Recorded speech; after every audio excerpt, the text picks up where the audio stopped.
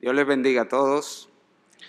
Bueno, damos ante todo gracias a Dios por el privilegio, la oportunidad de estar aquí con ustedes y poder compartir la palabra de Dios. Para mí, siempre digo, es un reto venir a esta iglesia. Aquí hay muchos maestros de quienes yo no soy digno de desatar la correa de su calzado, como diría Juan el Bautista del Señor. Y por eso, si usted me nota nervioso, es de ahí que viene. Yo siento como que es un examen que estoy cogiendo cada vez que me paro aquí, con todos esos hermanos que Dios ha bendecido con el don de predicar su palabra en esta iglesia. Bueno, le traemos saludos de la iglesia Convertidos a Cristo, los hermanos allá. Damos gracias por la amistad que nos une como iglesias y como familias en Cristo. Y bueno, hermanos, cuando el pastor Dacuña me llamó pidiéndome que compartiera con ustedes la palabra, yo comencé a orar. Yo soy muy cobarde y primero tengo que orar para que el Señor me dé valor para decir que sí. Y luego entonces que digo que sí, comencé a orar para qué compartir con ustedes, qué Dios quería. Y el Señor puso en mi corazón, no sé si es porque es una línea ya que traemos cada vez que vengo a compartir aquí, es algo relacionado con la familia. Hemos hablado de los matrimonios, hemos hablado a los hombres y quisiera en esta oportunidad hablarle mayormente, principalmente a los hijos, no solo a los hijos que están bajo el cuidado de su padre en el hogar. Y quiero que usted esté claro que no solo voy a hablar aquí a los hijos que están bajo el cuidado de su padre, pero principalmente a ellos es que quiero hablarle. Y eso, bueno, como le dije, para seguir la línea de las cosas que hemos estado hablando, además de que si el último domingo de mayo es el Día de las Madres y el último domingo de julio es el Día de los Padres, vamos a poner el último domingo de junio el Día de los Hijos, ¿verdad? Entonces vamos a hablarle a los hijos. Y quisiera, por favor, que abra su Biblia conmigo en Efesios, capítulo número 6, un versículo muy conocido. Vamos a meditar, recordar cosas que todos hemos oído, pero que a mí no me es gravoso repetírselas, como dice Pedro. Efesios capítulo número 6, versículo 1, vamos a hablar del deber de los hijos de obedecer a sus padres. Dice la Escritura: hijos, obedeced en el Señor a vuestros padres, porque esto es justo. Leamos el 2. Honra a tu padre y a tu madre, que es el primer mandamiento con promesa, para que te vaya bien y seas de larga vida sobre la tierra. Oramos. Padre y Dios, Señor de toda gracia, en este momento que estamos frente a tu palabra, nosotros reconocemos, Señor, nuestra insuficiencia, nuestra incapacidad para poder traer a la luz todo lo que tú tienes para decirnos por medio de ella. Sabemos, Señor, que no hay hombre capaz de esto. Para estas cosas, ¿quién es suficiente? Pero confiamos, Señor, que tu Santo Espíritu ha de guiarnos, que Él ha de hablar a cada persona en este lugar, que Él ha de confrontar, que Él ha de animar, de estimular, de exhortar, que Él, Señor, tomará tu palabra y dirá aquellas cosas que las palabras humanas no alcanzan a decir. Obra en medio nuestro, Señor, pero que todos podamos salir de este lugar diciendo: Dios me ha hablado. Ese es nuestro ruego y súplica. Te lo hacemos en el nombre de aquel que estuvo muerto, pero que resucitó al tercer día, nuestro Salvador Jesucristo. Amén. Mis amados, la palabra de Dios dice en 1 Timoteo capítulo 5, versículo 4, que los creyentes debemos aprender a ser piadosos primero para con los de nuestra propia familia. Y básicamente la idea que trae esa expresión es que donde primero debe verse el cristianismo en la vida de una persona es en el contexto del hogar. Donde primero debemos manifestar que somos creyentes y debe verse nuestra fe es en las relaciones familiares, es en la medida que nosotros asumimos los roles y cumplimos con las responsabilidades que Dios nos ha puesto para el hogar. En el caso de los jóvenes que están aquí y de los niños que están aquí, eso tiene que ver con su deber y su relación hacia sus padres. Y eso es precisamente lo que el apóstol Pablo nos está presentando en este capítulo número 6, versículos 1 al 4. Él está hablando a los hijos sobre su deber cristiano con relación a su padre. Y esto es parte de una sección mucho más grande que de hecho comenzó en esta carta en el capítulo número 4.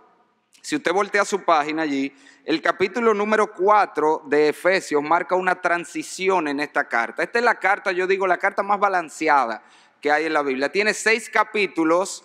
Los primeros 3 capítulos, 1 al 3, el apóstol Pablo está describiendo nuestra posición en Cristo. De hecho, usted puede trazar esa expresión en Cristo, en Él, y usted va a ver que se repite una y otra vez en esos primeros 3 capítulos. Él nos está diciendo lo que somos en Cristo, lo que hemos recibido en Cristo, los recursos con los que contamos en Cristo, y luego de por 3 capítulos presentarnos lo que somos, lo que hemos recibido, las bendiciones que tenemos, lo que implica ser cristiano. Ahora, a partir del capítulo 4, él cambia el rumbo de la carta y comienza a presentarnos nuestros deberes como cristianos a partir de nuestra nueva posición en Cristo.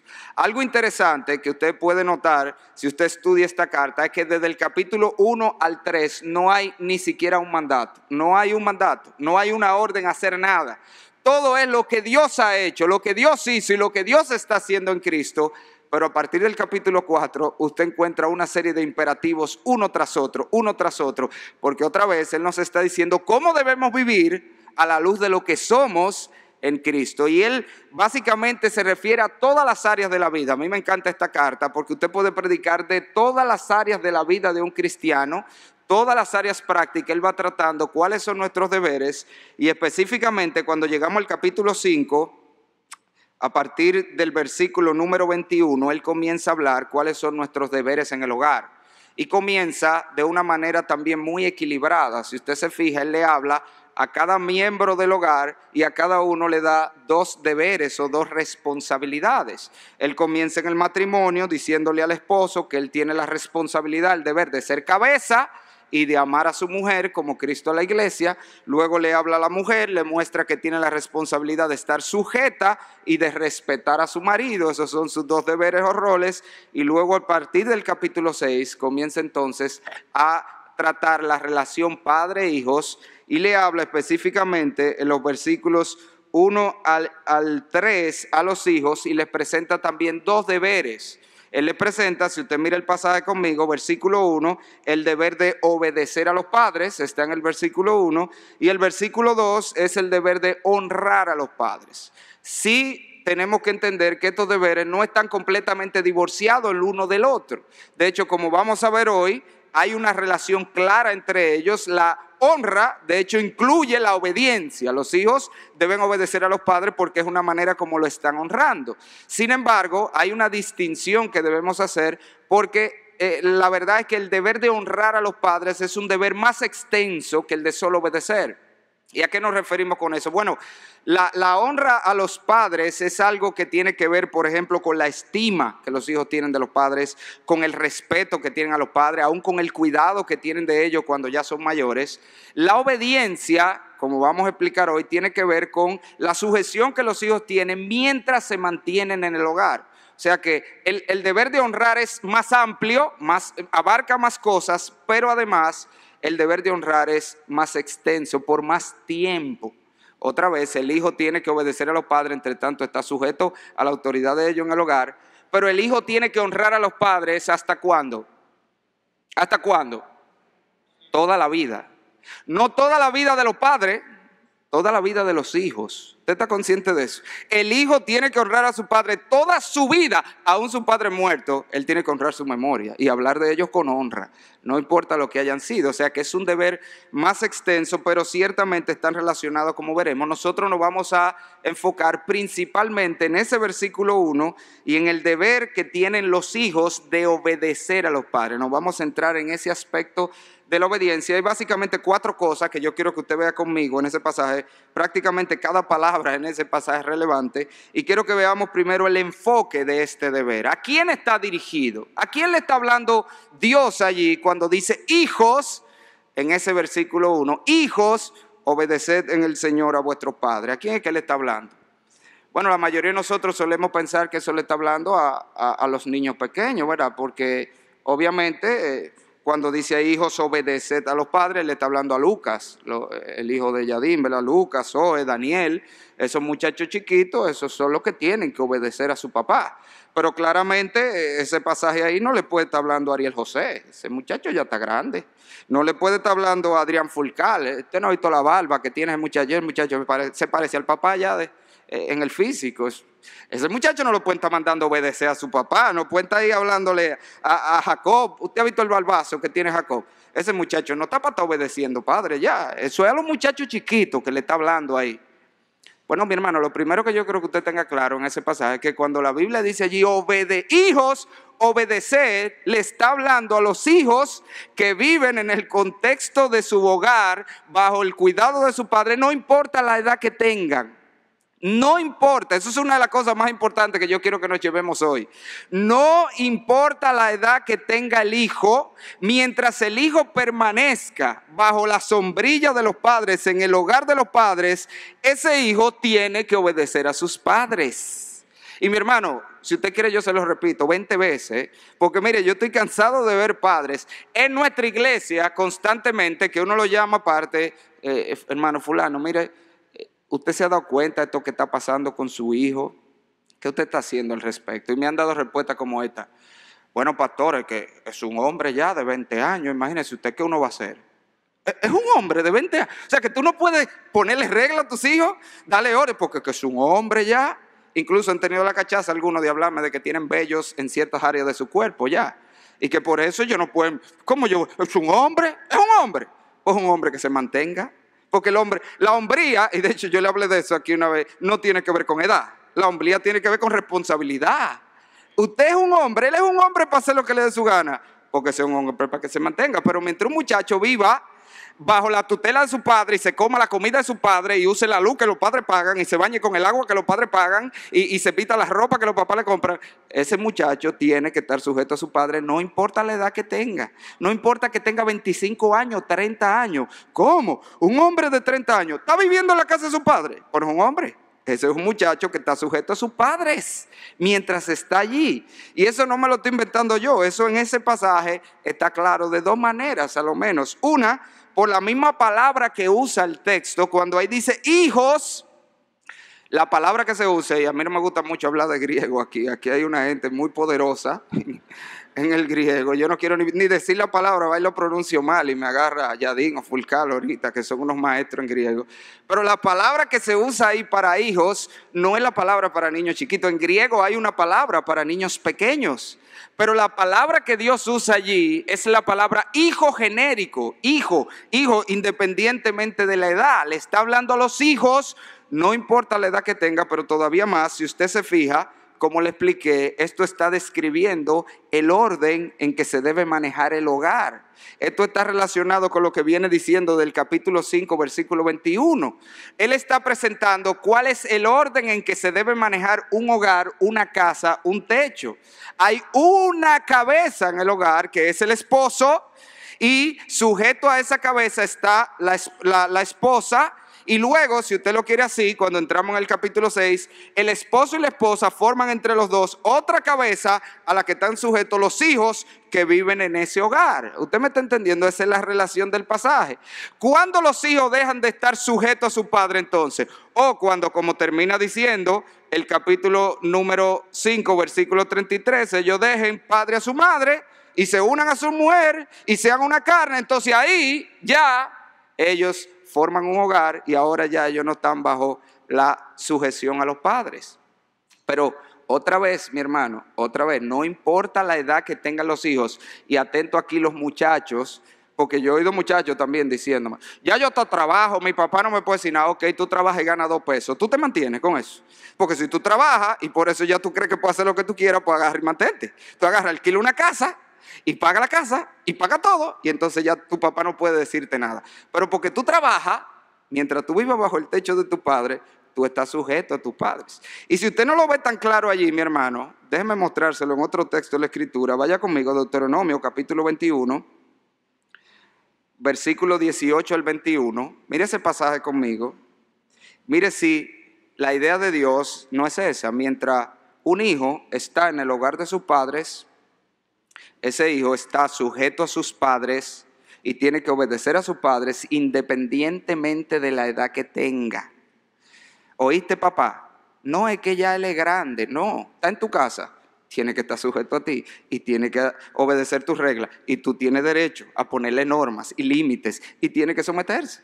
Mire cómo lo dice aquí la Escritura, Deuteronomio 21, 18. Si alguno tuviere hijo contumaz y rebelde, que no obedeciere, palabrita clave, a la voz de su padre ni a la voz de su madre, y habiéndole, oiga esto lo que hicieron con este muchacho, habiéndole castigado, no les obedeciere otra vez, entonces lo tomarán su padre y su madre y lo sacarán ante los ancianos de su ciudad y a la puerta del lugar donde viva, y dirá a los ancianos de la ciudad: este nuestro hijo es contumaz y rebelde, no obedece a nuestra voz, es glotón y borracho. Pregunta: ¿está hablando de niños pequeños ese pasaje? ¿Es un niño pequeño que se está diciendo que era un borracho? ¿Era un muchacho que andaba en juerga en la calle? Si usted está en Estados Unidos, es un muchacho de 21 para adelante. A los 21 no es que beben allá, después de los 21. Es de los 21 después que tienen derecho. Si es aquí de los 18 para adelante, porque si no, no te venden bebida alcohólica. Está hablando de hijos adultos. Y está diciendo que ese hijo que todavía estaba bajo el techo de su padre, tiene que obedecer a su padre. Y todavía más, su papá tiene derecho a castigarlo. No importa la edad que tengan tus hijos, viven bajo tu techo, no se someten a tus reglas. Tú tienes la autoridad, papá, de ponerles un castigo y una sanción a tus hijos de 25 años. ¿Cómo va a ser? Sí. Claro, hermano, nosotros tenemos que hacer un balance en esto, porque no estamos diciendo que los hijos de 25 años que viven en el hogar van a tener el mismo tipo de sujeción que los hijos de 5 años que viven en el hogar o 10 años.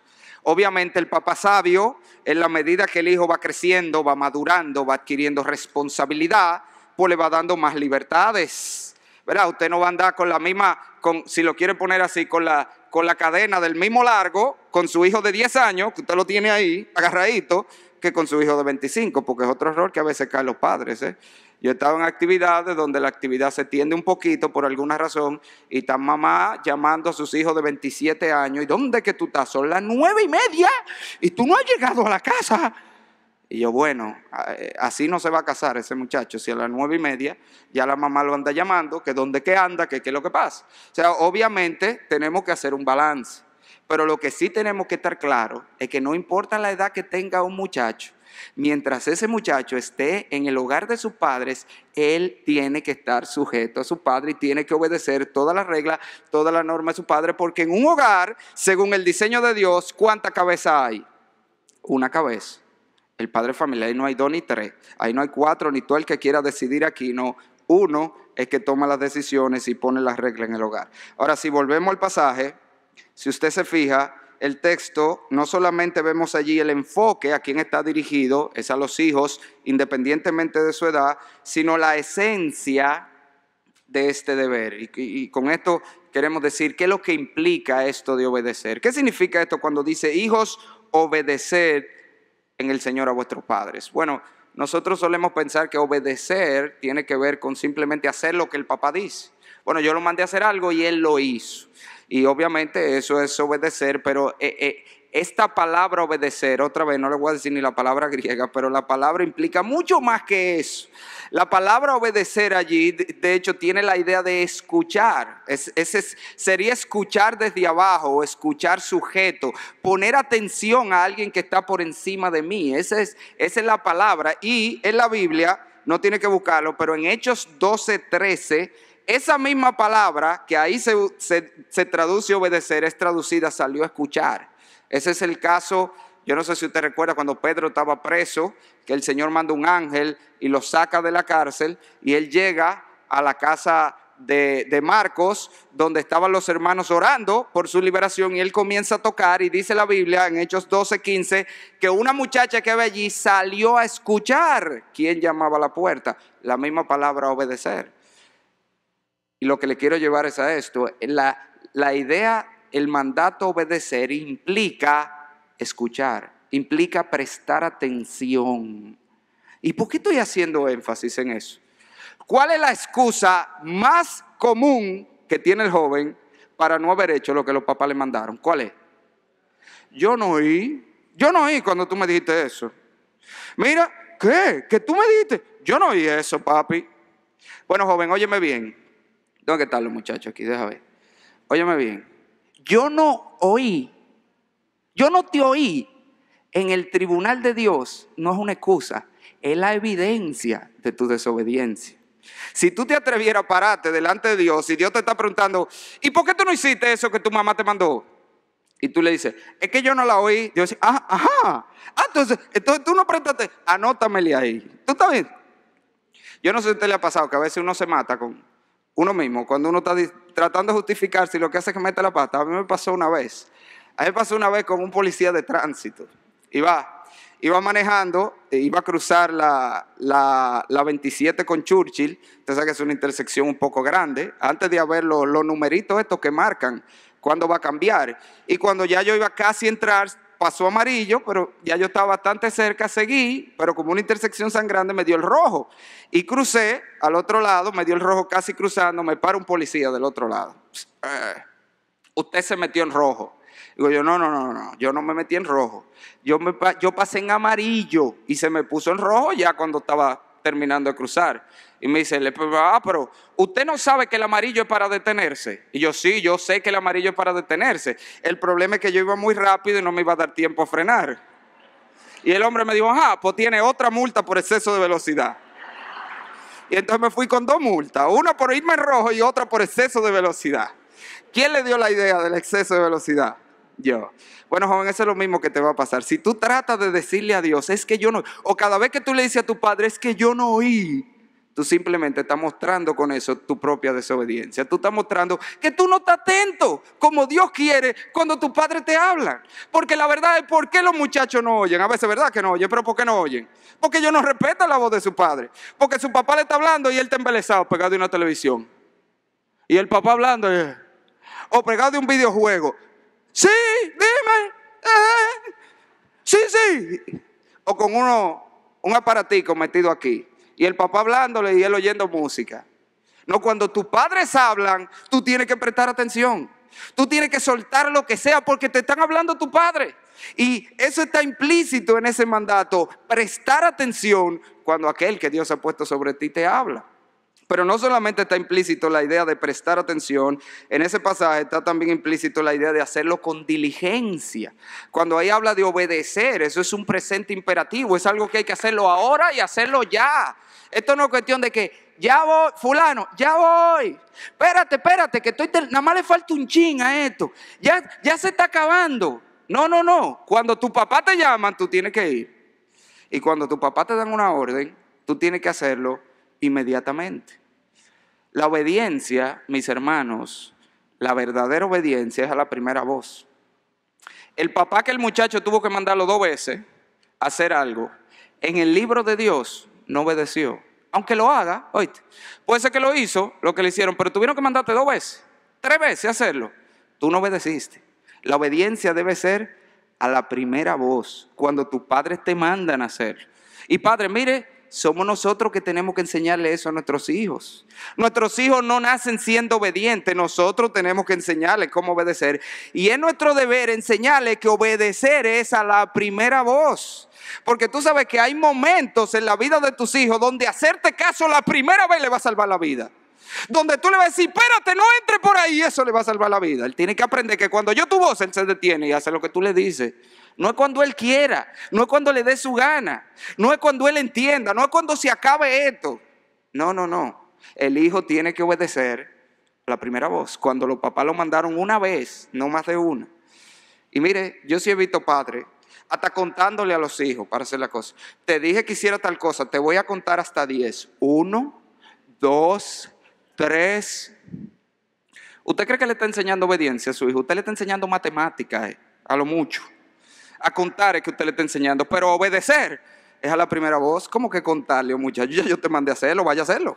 Yo no tengo que esperar nada ni contarte nada. El hijo tiene que obedecer a la primera voz, pero además en este mandato está implícito el hecho de que tiene que hacerlo voluntariamente o de manera gozosa. El pastor Mayen usa una expresión, él dice, obedecer es hacerlo rápido y contento. Eso quiere decir que el hijo que obedece con un truño Está bien, entonces. ¿Y por qué yo?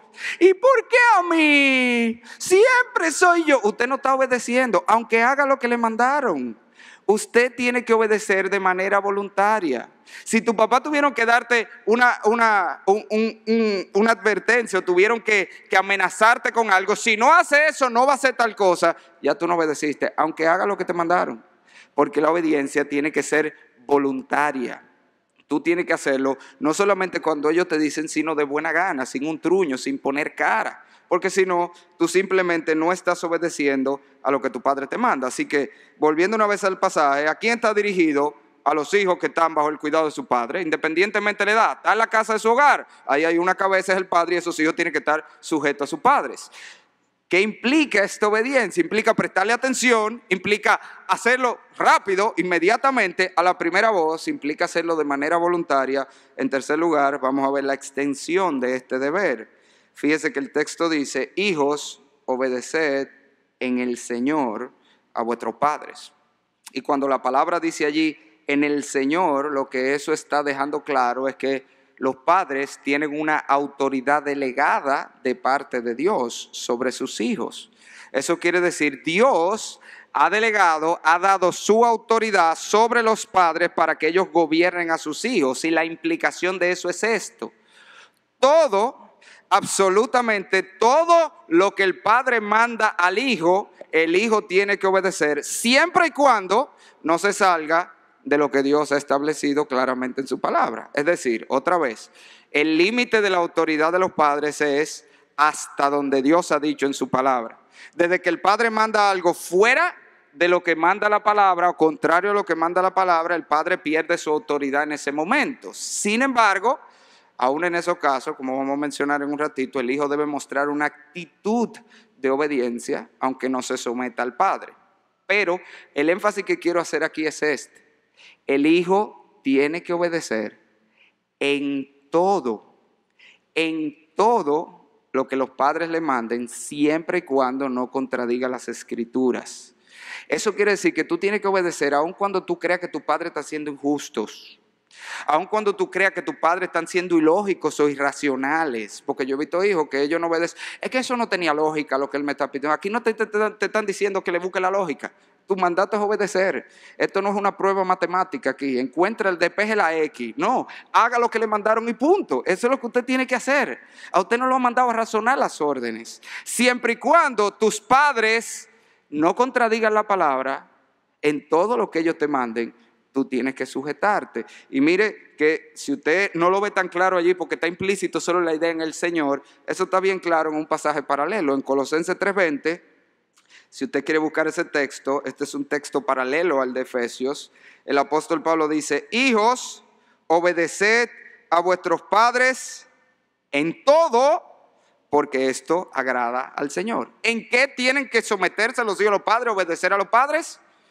En todo. Tan sencillo como eso. Obviamente ahí al decir porque esto agrada al Señor, está dejando claro también que es en todo lo que no es contrario a lo que Dios ha establecido. Y otra vez, yo sé, jóvenes, que a veces es difícil cuando tú no entiendes el por qué los no de tu papá. Y quiero hacer una nota de balance aquí. Los padres deben procurar, en tanto sea posible, explicarle el porqué de los no. Esto no me da la ganariamente, porque a mí no me da la gana. No es así. Usted no debe decirle nunca eso a su padre. Usted debe explicarle por qué no y por qué es que él debe hacerlo como tú le dices. Pero aunque tú no entiendas el por qué, si tu padre te lo mandaron, tú tienes que hacer lo que tu padre dice. Porque esto es un acto de fe. La obediencia a los padres es un acto de fe, Señor. La obediencia a los padres, simplemente yo entiendo que Dios ha puesto a mis padres para dirigir mi vida y Dios va a usar ese gobierno de mi padre para llevarme a lo que Él quiere. Yo debo entender eso por fe, aun cuando mis padres están siendo irracionales, y a veces lo son, déjeme decirle, a veces los padres son irracionales, somos irracionales e ilógicos, y a veces no tienen sentido, pero pudiera ser que Dios está usando aún reglas o normas o mandatos irracionales de los padres para cuidar a los hijos. Cosa que a veces ni los padres entienden, porque es verdad que a veces los padres, ellos mismos no saben por qué no, pero es que no, es que como que no me cuadra eso. Pero ¿y por qué, papi? Porque ahí no va a hacer nadie nada malo y qué sé yo cuál. Mira, yo no sé, pero no, es que no. Dios no puede estar usando eso. Aún esas reglas y normas y prohibiciones ilógicas o irracionales de los padres para guardarte de algo. Claro que sí, esto es un acto de fe. Así que el hijo tiene que obedecer y someterse en todo. Ahora, como yo sé que cuando nosotros decimos aquí en todo, la gente no entiende ese tipo de cosas. Tú ves, todo creemos que significa todo menos esto. Yo quiero llevarle a un texto, vaya conmigo a Lucas capítulo 2, busquen su Biblia, para que usted vea algunas áreas específicas que nosotros vemos en la palabra que los hijos deben estar sujetos a su padre, deben obedecer a su padre. Y esto es importante, porque otra vez yo le digo aquí en todo, mientras no contradiga la Biblia, pero a veces como que eso no está muy claro, que todo es todo. Mira algunas áreas aquí. Este texto usted quizá lo conoce, vamos a leer Lucas 2, 46 en adelante. Es el contexto en que José y María salen de Jerusalén. Usted se acuerda, fueron con el niño cuando ya tenía 12 años al templo, a las fiestas. Y de allá para acá se fueron. ¿Y qué hicieron? Dejaron al Señor ahí. Qué cosa tan grande. Ahí nosotros vemos cómo los padres fallan. Dejaron al hijo botado. Porque usted sabe que en ese tiempo era en caravana grande. Ellos asumieron, no, él está con los primitos. Él está por ahí con los primitos jugando. Sí, hombre, hay un grupo de muchachos. Yo creo que él anda por ahí. ¿A usted alguna vez le ha pasado como un papá? ¿Y dónde están tus hijos? Sí, ellos están por ahí. Por ahí. ¿Y dónde es eso? Por ahí. Porque usted lo ha dejado botado. Yo para vergüenza dijo, yo voté a Liz 30 segundos. Aclaro, fueron solo 30 segundos. De hecho, fue como su segunda o tercera cita en el pediatra que yo dejo a Dwayne, que estaba todavía medio convaleciente, y voy a parquearme, pero llevo la niña, los bultos, toda la cosa, y yo me apeo del carro, cojo la mochila, cojo los bultos, cojo toda la cosa y salgo y la niña la dejé en el carro. Y cuando voy como 30 segundos después caminando, digo, oh, ¿y dónde está Liz? El corredero para atrás, a buscar a la niña que la dejé botada. Bueno, aquí pasó lo mismo. Lo único que allí, ¿verdad? Era Liz, mi hija. Yo me imagino este show cuando José y María fueron a orar delante de Dios. Padre, se nos perdió tu hijo. Está fuerte, ¿eh? Estaba fuerte ese. Muy fuerte. Pero la idea es que ellos vienen a buscarlo y se pasaron, ¿cuántos días? Usted sabe la historia. ¿Cuántos días se pasaron buscándolo? 3 días. 3 días perdido el muchacho. Yo me imagino, el susto iba aumentando así con las horas. 3 días perdido el muchacho. Y yo entiendo que ellos no lo encontraban porque ellos hicieron lo que yo haría. Se me perdió Benjamín, yo voy a Juguetón. Ahí tiene que estar, el Juguetón, en el área de los Legos específicamente. Alice tú la vas a buscar en el área de los libros, leyendo los cuentos y todas esas cosas. Quizás ellos fueron a los parques y fueron al área de juego, pero no se les ocurrió buscarlo. ¿Dónde? En el templo. ¿Dónde era que ellos habían ido? ¿Dónde era? Al templo. ¿Y dónde estaba Jesús? Pues no estaba perdido.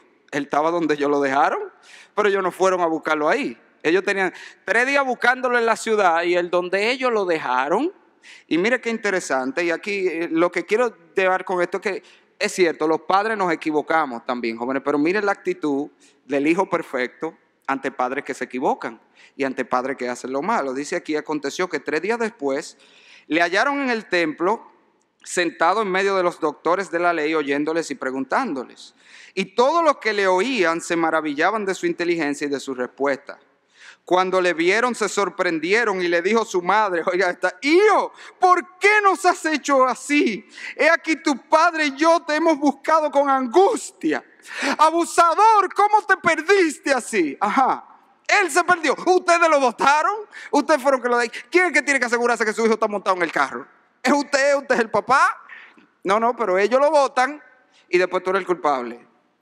¿Cuántos de los hijos aquí dicen, ay, yo sí he pasado por eso? Que mi padre hace lo lindo y después yo soy el malo. Mira, ya hay uno que levantó la mano allí. Hijo de pastor. Bueno, pero la idea es que eso pasa, Señor, eso pasa. Los padres se equivocan. Y lo grande es que como ellos son la autoridad, ellos se equivocan, pero tú eres el culpable. Eso puede pasar, eso puede pasar. Estamos en un mundo caído, somos pecadores, pero miren cómo respondió el Señor. Versículo número 49. Entonces Él le dijo, ¿por qué me buscabais? ¿No sabía que en los negocios de mi padre me es necesario estar? Y básicamente eso está complejo. ¿Y por qué me buscaba? Obviamente yo tenía que buscarlo. Yo creo que eso tiene que ver con lo que yo le dije antes. ¿Por qué me buscaba? Yo estoy donde ustedes me dejaron. Si ustedes no me han encontrado porque no vinieron aquí, yo estoy aquí, además de que yo estoy haciendo la voluntad de Dios. Ustedes debieron venir aquí de un principio, yo estaba aquí, donde ustedes me dejaron, haciendo lo que debo hacer. Es decir, lo que estamos viendo ahí es que los hijos y los padres deben entender eso, deben tener la oportunidad de explicar y deben tener la oportunidad de preguntar incluso. Papá, pero ¿por qué no? ¿Por qué no puedo ir a ese lugar? ¿Por qué no puedo hacer aquello? Eso debe ser una oportunidad que los padres les den a los hijos, de ellos expresarse, de ellos explicar, de ellos incluso justificar, si es posible, dentro de lo posible, la actitud que han tomado, y los padres deben darle esa oportunidad. Pero mire, si usted sigue leyendo el texto, sigue diciendo, versículo 51, y descendió con ellos y volvió a Nazaret y estaba sujeto a ellos, y su madre guardaba todas estas cosas en su corazón. Y ese estaba sujeto a ellos, lo que quiere dejar claro, que aun cuando él les dejó claro que él no era que había hecho lo malo, él lo hizo con una actitud de sujeción. Él estaba sujeto a sus padres en todo momento. Y joven, mira, yo te puedo decir por experiencia, otra vez, tus padres se pueden equivocar, pero la manera de tú procurar que hagan lo correcto no es peleando, como a veces, vaya, traya la puerta, ¡tran! No, así tú no vas a lograr nada. Es estando sujeto y con una actitud sumisa habla con ellos. Mire, yo le puedo dar de testimonio, cuando yo me convertí a los 13 años, mi papá en la fe, Huguito, me llevó por primera vez a la iglesia, allá en Convertidos a Cristo, y estando allá me convertí al Señor. Para mí fue algo asombroso. Mi familia no es religiosa, nunca lo fue. Yo no era ni bautizado en la iglesia católica, nunca había pisado una iglesia cristiana, había ido a iglesia católica una que otra vez para alguna actividad de otro familiar. Y cuando yo me convierto a Cristo, para mí fue asombroso oír por primera vez el Evangelio. Aunque usted no lo crea, hay gente con 13, 14 años nunca ha oído el Evangelio. Por primera vez lo oí y vine a los pies del Señor. Cuando yo llego a mi casa y le digo a mi papá que yo me convertí a Cristo y que yo voy a ser cristiano y voy a ir a la iglesia, quizá en este contexto usted se asombraría, pero mi papá se molestó bastante. Mi papá me abrió una boca como pocas veces yo lo he visto. Me dijo, usted se está volviendo loco, ¿qué es cristiano ni cristiano? Usted está loco, usted no va para ninguna iglesia. Y me abrió una bocota. E increíblemente, Dios da gracia, porque mire que yo era un muchacho muy malcriado cuando me convertí. Y todavía un poquito después pero era muy malcriado y Dios me dio una gracia para yo estarme manso. Me fui a mi habitación y le oré al Señor. Duré unos días orando al Señor y pidiendo al Señor, mueve el corazón de mis padres. Y cuando luego decidí ir a hablar con mi papá, lo llamé y le dije, papi, yo quiero hablar algo. Mira, papi, si yo te estuviera diciendo que yo voy para la calle a beber o a hacer algo malo, pero yo estoy diciendo que yo quiero ir a la iglesia, ¿tú crees que me puede pasar algo malo o yo voy a hacer algo malo en la iglesia? ¿Tú crees que de verdad está bien que tú me prohíbas ir a la iglesia, papi? Y mi papá nunca en la vida había visto a mi papá así, bajó la cabeza y me dijo, verdad, me dijo, tú tienes razón, vete para tu iglesia, tranquilo. ¿Todo por qué? Porque él no tenía la razón. Pero ¿qué hubiera pasado si yo abro una boca? No, porque tú no me puedes prohibir, porque Dios dice. No, esa no es la actitud. Usted muestra una actitud de sujeción. Y otra vez le digo, eso fue una gracia divina. Yo todavía miro atrás y digo, wow, la gracia de Dios que obró en mí en ese momento, porque yo era de lo que hacía lo otro, el show y el drama, y estrellaba una puerta y toda la cosa. Pero cuando tú vas con mansedumbre, como hizo el Señor aquí, él con mansedumbre le habló a su padre y estando sujeto a ellos, le dijo, oye, yo estaba aquí, yo estaba haciendo lo que debo hacer y ustedes me encontraron donde me dejaron, los que me votaron fueron ustedes. Pero mire qué interesante, aquí es donde quiero llegar, versículo número 52, esto va de la mano con lo que dijo, que estaba sujeto a ellos. Y dice, y Jesús crecía en sabiduría y en estatura y en gracia para con Dios y los hombres. Y ahí vemos básicamente 4 áreas donde los padres tienen responsabilidades con sus hijos. Y esto es algo que debe tratarse con los padres de manera detallada. Pero yo me quiero enfocar aquí en cómo los hijos deben estar sujetos a los padres en estas 4 áreas. Ahí dice que él estaba sujeto a ellos en sabiduría. Él crecía en sabiduría. Eso quiere decir que los padres tienen autoridad sobre la vida intelectual de sus hijos, aunque usted no lo crea. Los padres tienen derecho para decidir qué, cuándo, cómo y dónde van a estudiar sus hijos. ¿Usted sabía eso? Los padres pueden decirle a sus hijos, no, usted no va a estudiar eso y no, usted no va a estudiar allí. Ahora, obviamente, otra vez vamos a hacer balance. Los papás tienen que entender que los hijos es que van a vivir de lo que estudien. Por lo tanto, un papá sabio va a tratar de la medida de lo posible, si tú quieres estudiar esto y yo veo que eso no es malo para ti, pues dale, yo te voy a apoyar. Pero si un papá le dice a un hijo, no, usted no va a estudiar eso, el hijo tiene que obedecer al padre. ¿Por qué? Porque otra vez, ¿en qué que tienen que estar sujetos los hijos a los padres? En todo. Eso implica lo que va a estudiar, aunque usted no lo crea. Otra vez, por eso que le dije que tengo que llevarlo aquí, porque no es que eso no tiene que ver. No. Para empezar, ¿quién es el que paga la universidad? Solo papá que la pagan. Entonces él va a pagar la carrera que él entiende que es mejor para ti. Y el hijo sabio debe sujetarse a su padre, aún en lo que tiene que ver con sus estudios. Los padres son los que deciden esa clase de cosas. Otra vez, no es que el papá es un déspota que le va a decir, usted va a estudiar esto y esto es. No. Debe hablar. Y el hijo debe procurar y el papá de llegar a un acuerdo. Mira, a mí me gustaría estudiar esto, y que el papá esté de acuerdo, pero tiene que tener la aprobación de su padre. Pero también dice ahí que él crecía, estaba sujeto a su padre en cuanto al desarrollo físico, en estatura. Eso significa que, contrario a lo que nos dice la psicología moderna, los padres tienen derecho a decidir lo que los hijos comen, aunque usted no lo crea, y ponerle horario para comida, y decidir estos alimentos son los que usted se va a comer, y obligar a los hijos a comer. ¿Cómo? ¿Usted está obligando a su hijo a comer? Claro que sí, pues yo tengo una responsabilidad delante de Dios con ese muchacho, así que yo tengo que asegurarme que se alimente bien, y los hijos tienen que sujetarse a los padres, aún en eso, en lo que tiene que ver con su desarrollo físico. Los padres pueden decidir qué deporte él va a practicar y cuál no. Él puede decidir, mira, ese no te conviene, ese no es bueno para esto, y los hijos deben sujetarse.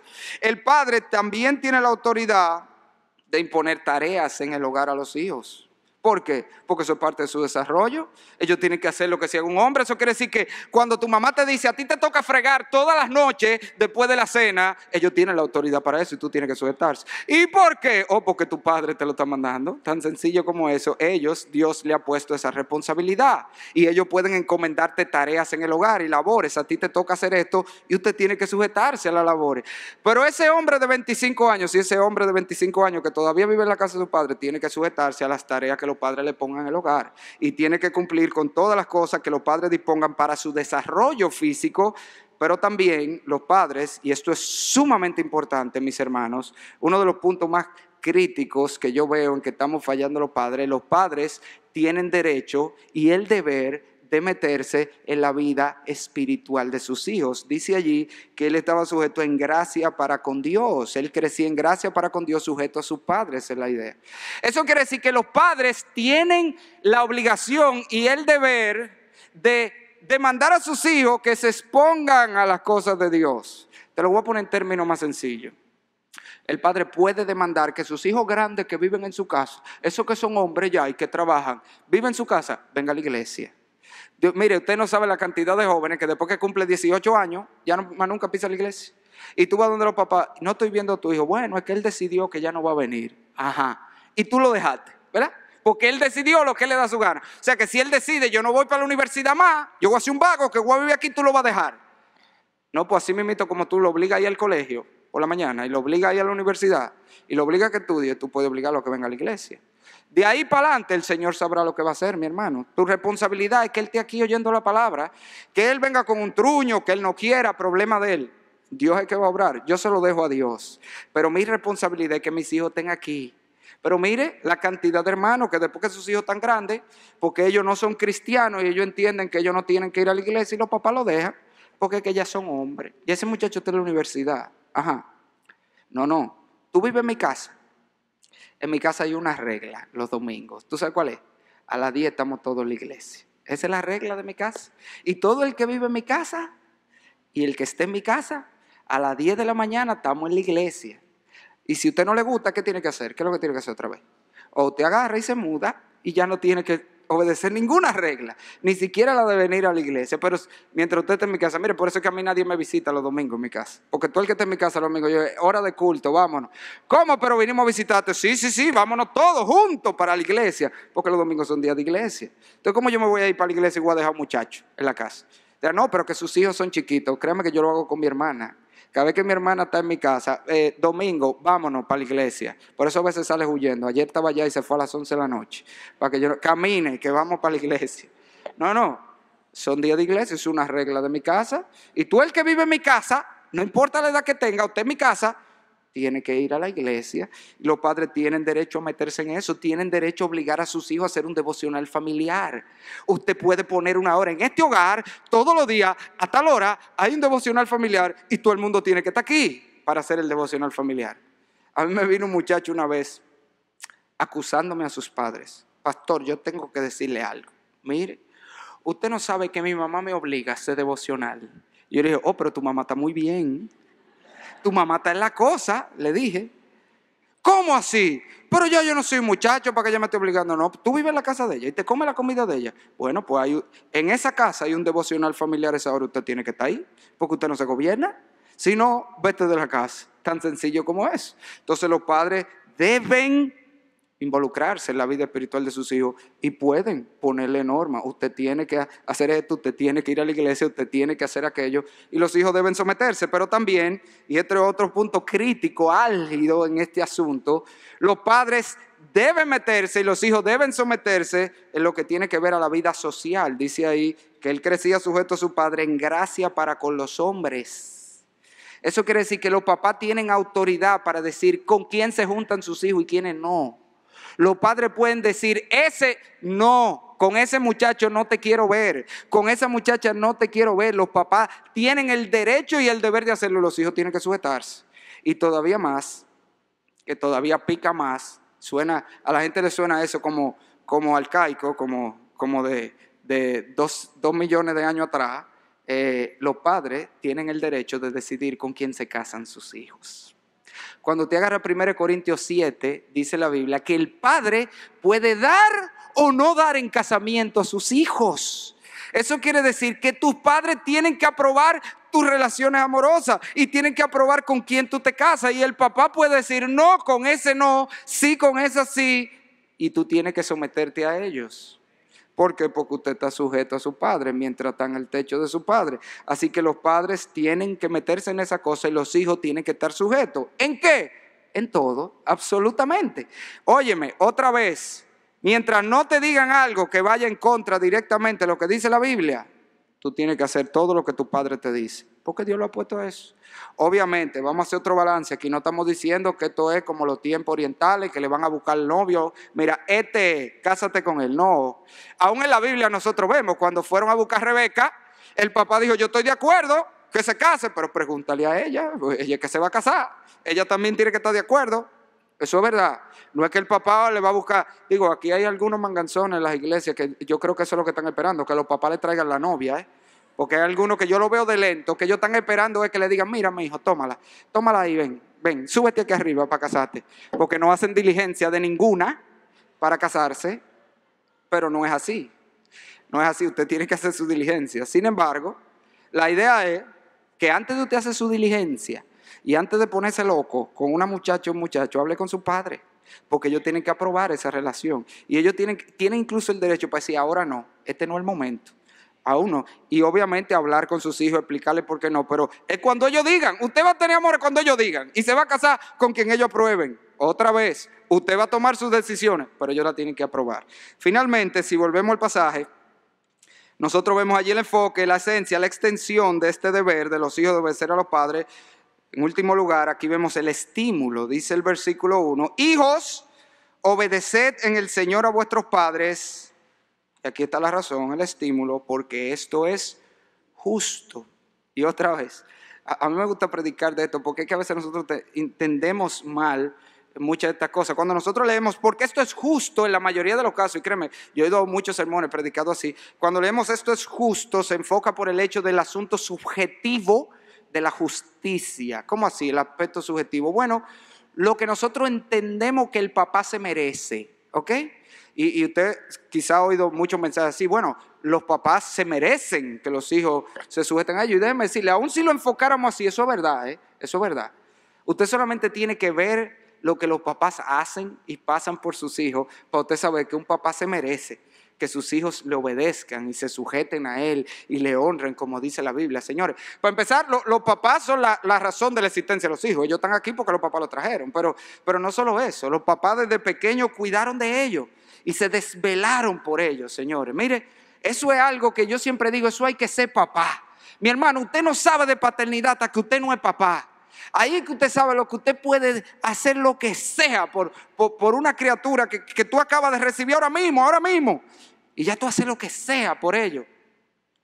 Mire, yo recuerdo, yo siempre digo, tener mis hijos fue una experiencia muy santificante. porque yo entendí la profundidad. De tal manera amó Dios al mundo que dio a su Hijo unigénito. Mire, ese versículo me vino a la mente cuando yo agarré a Liz, mi hija pequeña, por primera vez. Y dije, mi hermano, si es por dar esta que se van a salvar, se lo va a llevar el diablo a todos.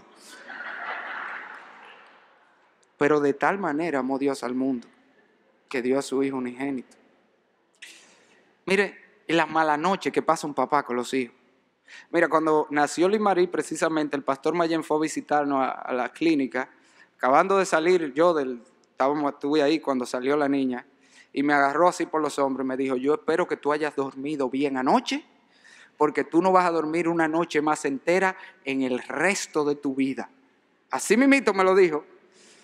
Yo no sé si eso es algo, fue una profecía que vino de Dios, pero eso ha sido así. Desde que mi primera hija nació, yo nunca en mi vida he dormido, de que una noche entera, así que tú duermes de que 6 horas corridas, 8 horas corridas, nunca en mi vida. Porque obviamente los primeros meses es una lloradera, y Liz Marie era cada 2 horas, esa era cronometrada, cada 2 horas había que darle leche. Tú acababas de acostarle y a las 2 horas estaba ¡guau! Para que le dieran leche ahí. Pero después ellos crecen y ya no es que lloran, pero entonces ya tú siempre estás alerta. Y cualquier ruidito en la casa, mira, a uno hasta los hábitos le cambian.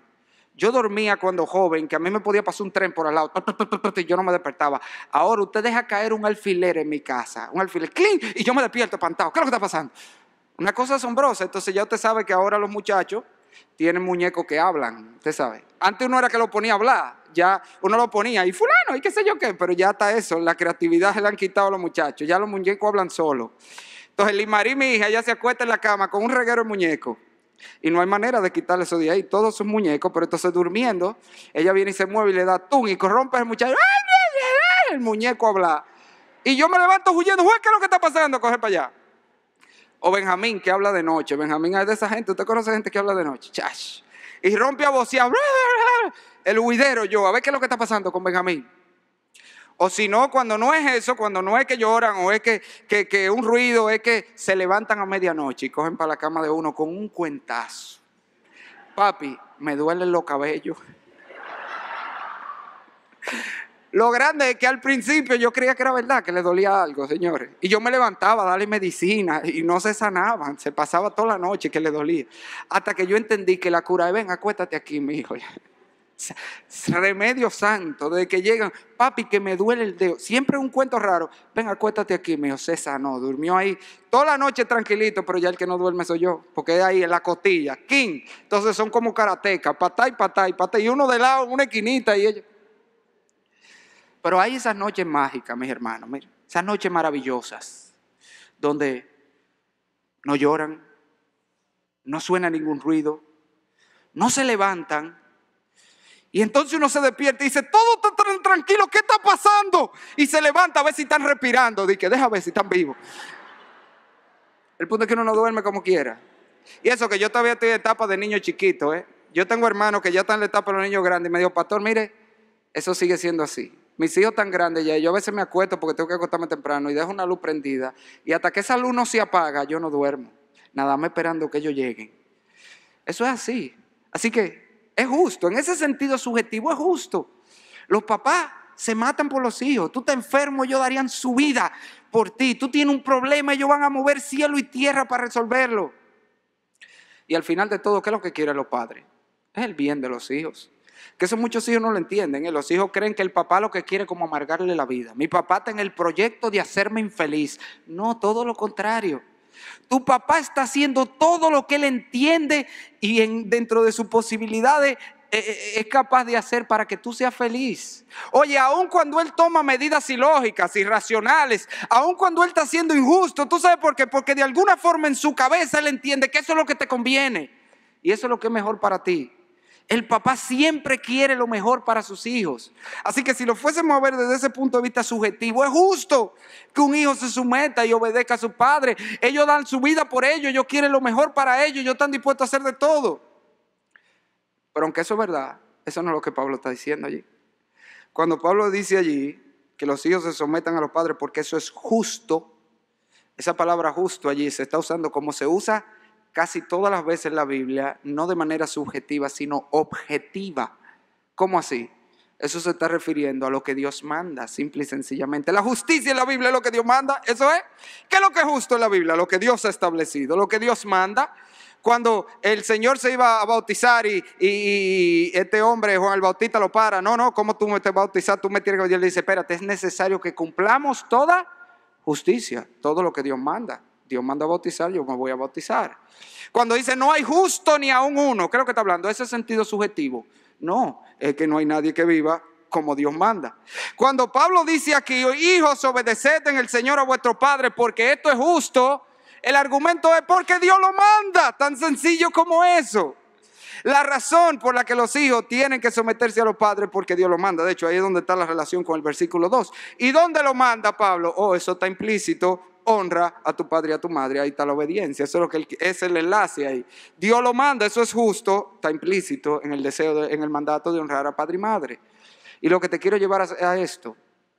De verdad que yo he oído a muchos hijos justificarse de no hacer lo que los padres dicen porque ellos dicen, es que eso no era lógico, es que eso no era justo. No, es que a ti nadie te mandó a decidir eso. Tú tienes que hacer lo que tus padres te mandan por una sencilla razón, no porque ellos son buenos. Si usted conociera a mis padres, pastor, es que usted no conoce a mis padres. No, yo no tengo que conocer a tu padre. Dios te dice que tú tienes que obedecer a tus padres por una sencilla razón. Él lo estableció así. Él puso ese orden y aquí es donde nosotros terminamos como empezamos. ¿Por qué que tú tienes que obedecer a tu padre? Porque ahí es que tú muestras que tú eres cristiano. Porque ahí es que tú muestras tu obediencia a Dios. Tú no puedes decir que obedeces a Dios cuando tú no obedeces a tus padres que Dios ha puesto como tu autoridad.